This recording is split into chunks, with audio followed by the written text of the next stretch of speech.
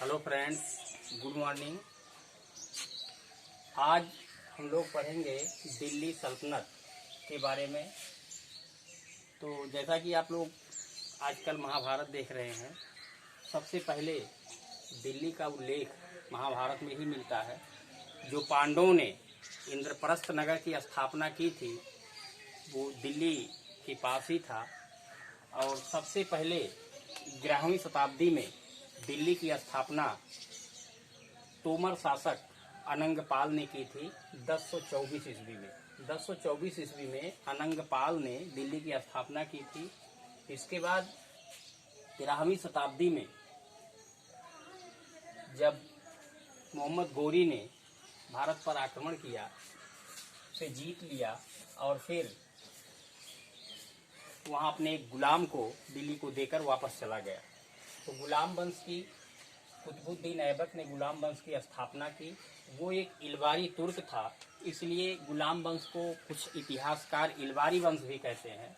तो गुलाम वंश का शासन 1206 ईस्वी से 1290 ईस्वी तक रहा, जिसमें 11 शासकों ने राज्य किया। सबसे पहले कुतुबुद्दीन ऐबक 1206 ईस्वी से 1210 ईस्वी तक, और दूसरे नंबर पे आराम शाह 1210 ईस्वी में। गुलाम वंश में भी कहा जाता है कि 3 वंशों ने शासक किया। कुतुबुद्दीन ऐबक ने कुतुबी वंश की स्थापना की, इल्तुतमिश ने शमसी वंश की स्थापना की, और गियासुद्दीन बलबन ने बलबनी वंश की स्थापना की। यानी कुतुबी वंश, शमसी वंश और बलबनी वंश, इन तीन वंश जो थे गुलाम वंश के अंतर्गत। तो सबसे पहले कुतुबुद्दीन ऐबक 1206 ईस्वी से 1210 ईस्वी तक, इसमें कुतुबुद्दीन ऐबक ने अपनी राजधानी लाहौर को बनाया था। फिर आराम शाह हुआ 1210 ईस्वी में, ज़्यादा समय तक नहीं रहा। इल्तुतमिश 1210 ईस्वी से 1236 ईस्वी तक इल्तुतमिश ने अपनी राजधानी दिल्ली को बनाया। फिर रुकनुद्दीन फिरोज शाह 1236 ईस्वी में।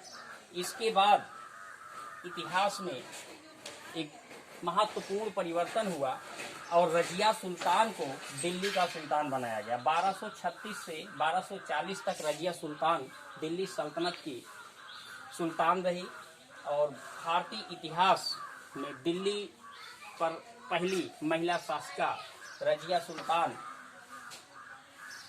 को माना जाता है। इसके बाद बहराम शाह 1240 से 1242 ईस्वी तक।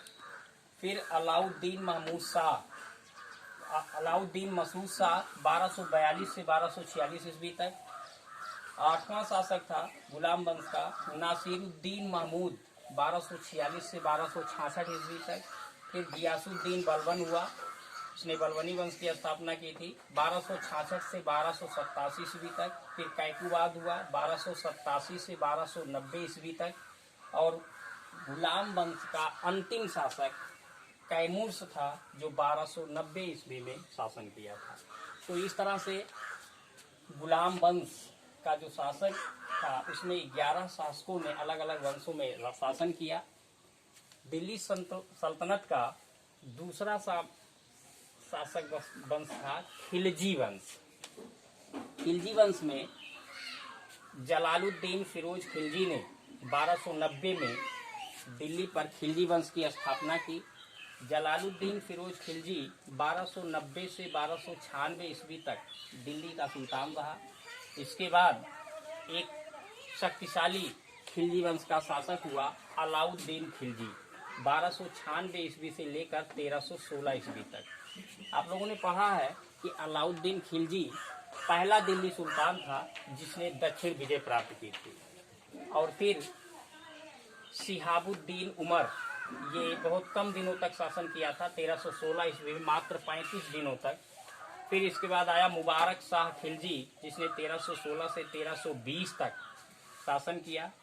फिर नासिरुद्दीन खुसरो खां, ये 1320 ईस्वी में 145 दिनों तक दिल्ली का सुल्तान रहा। तो इस तरह से खिलजी वंश में 5 शासकों ने अपना शासन किया, जिसमें सबसे शक्तिशाली और प्रसिद्ध सुल्तान था अलाउद्दीन खिलजी।